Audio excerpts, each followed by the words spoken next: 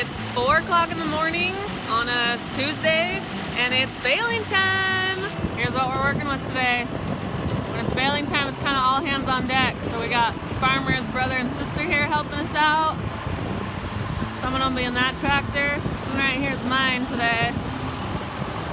Another one over there. Oh, look at that. So pretty. I love this time of morning. So you guys would be amazed at what it takes to get just the perfect hay, which is exactly why we're out here at 4 o'clock in the morning. Sometimes that comes at midnight, sometimes it's at 2 o'clock in the morning, sometimes it's 8 o'clock in the morning.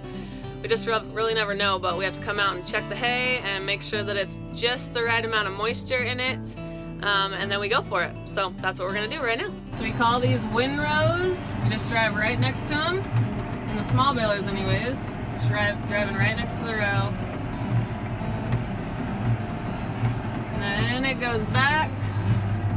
You have to make sure that it's going right into that pickup. You're not missing hay on either side. Then out back pops the bales. You gotta keep an eye on those. Make sure none of your strings are broken.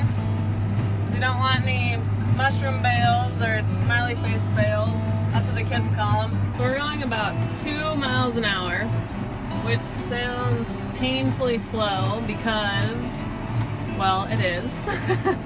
It is painfully slow. This is the first cutting of the year. We do this in alfalfa 4 and sometimes 5 times a summer. And then we also have another kind of hay called Timothy that we do 2 or 3 times. But we bale that kind of hay during the day, not in the middle of the night, because we like it a little bit drier. It doesn't need the dew to keep the leaves on. Farmer's been doing this since he was little, and it's really fun because we have 5 little kids of our own that are learning how to do this. It's a really awesome family activity. I love growing up on the farm because there is so much to do as a family. There's a lot of work to do together, and the kids get to be part of it. It's just really awesome. During the day, we have our oldest bales with us. He's not quite old enough to do it at night yet. And then in the mornings, after everyone's done baling, we bring all the kids out, run around to all the bales that broke. If any of the strings are broken so that the harrow bed can't pick them up, then the kids cut the strings and collect all of those, and we rebale them up. Aye. You see that smoke over there? That's the fire we saw early this morning. Went out to check it out. It's a little ways away, but it's getting a lot bigger. Right there, that's no good. Okay, let's check our bales again.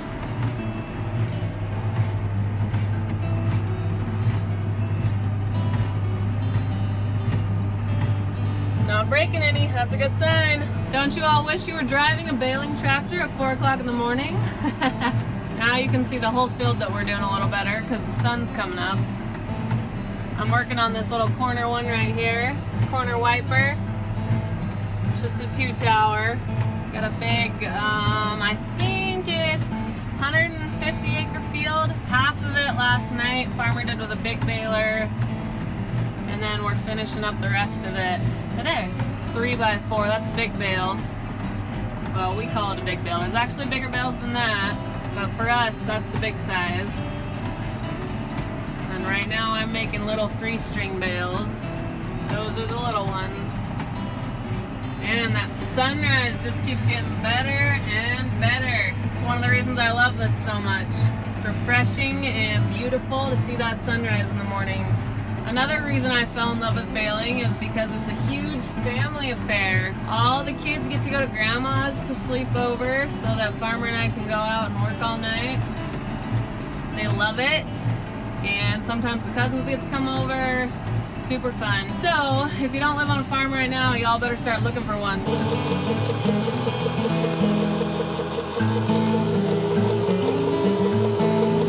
And this is my view for the next 2 hours. So I did not grow up on the farm. I married into this. So I've been doing this 8 or 10 years since our first little guy was born. That's when I started. And I love it.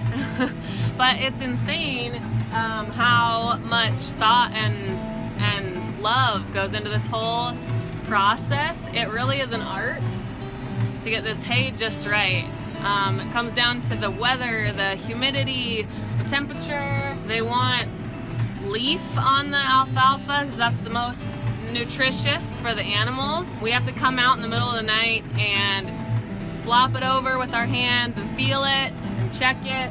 I'm not good at it yet. Farmer's trying to teach me, but it's really, really hard.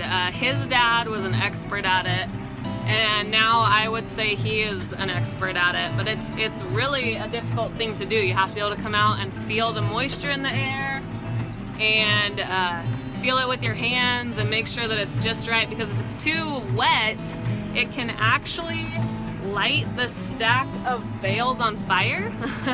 It gets too humid inside the stack, and that happens. Like every couple of years, somebody's haystack goes up because it was baled too wet. It can also mold and rot, and that's not good. Nobody's gonna pay for moldy hay. But then if it's too dry, it loses all of its leaves, and the nutrition is gone. So we don't want that either. It just has to be exactly perfect. All of this hay that we do on our farm actually gets shipped overseas to Japan. What's that noise? Oh, it's my Mountain Dew bottle down here shaking. That's good. That's gonna be good. I'm gonna have to be careful when I open that thing up. Can you see that smoke behind me? Ah! Look at that big fire. Keeps spreading. I need to get me something that holds the camera up here, but I don't have to hold it while I'm driving. Fun to be up here on this main road while everybody in the area is putting their hay up, because we have a whole bunch of rakes and balers and all kinds of equipment going back and forth all the time. Lots of people honking from the highway. Okay, we finished up that little 2-tower. There it all is. Fire in the background.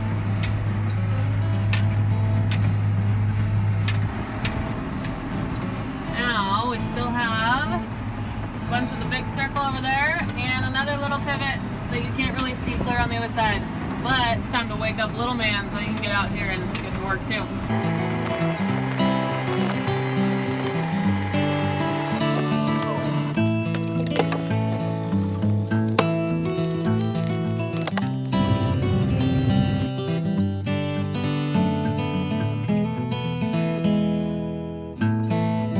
How you feeling? 6 a.m. Not very good. Ready to get to work?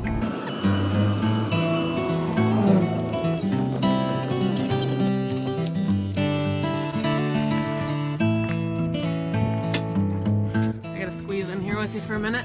Really? It's way too far. All right. All the way up, all the way forward. We got a shorty in here. Yes, I do.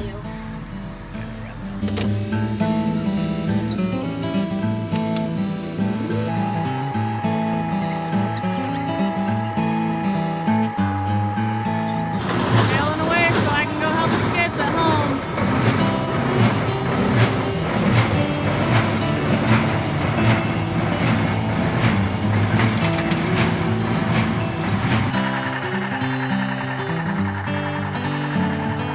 And we got his dad right there bailing next to him.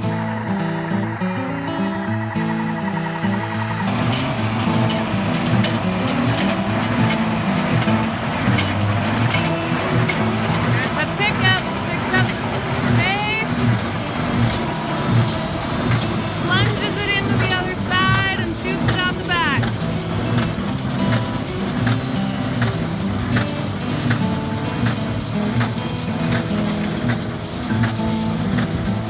Well, they just gotta make sure that these last few rows don't have too much moisture in them. This thing is the moisture probe.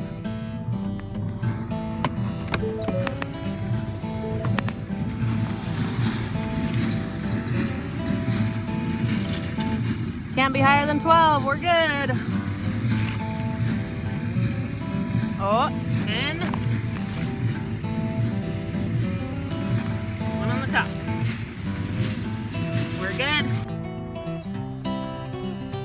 I just pick them up with a little grabber and dump them right over the top. It's really fun to watch, actually.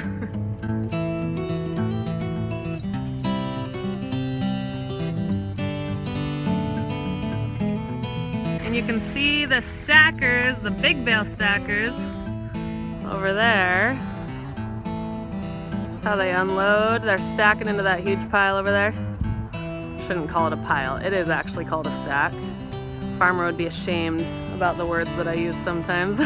I do know my farming lingo a little bit. They back right up, and then they lift up all the bales and they stack them. Let's see, how high are they? 1, 2, 3, 4, 5, 6 bales high. They use a completely different stacker for the small bales though. Farmer will come out and do that a little later. They have a tarp underneath it to protect it from moisture and rotting, and then they'll come in later and cover it with a tarp over the top too to protect it from more moisture and from rain. The very last thing to do is pick up all those little bales so we can stack them. This is our harrow bed.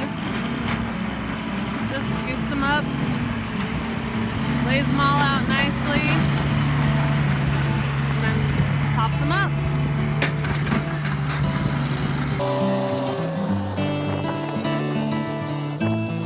I think those are the funniest little machines because the cab hangs out over absolutely nothing.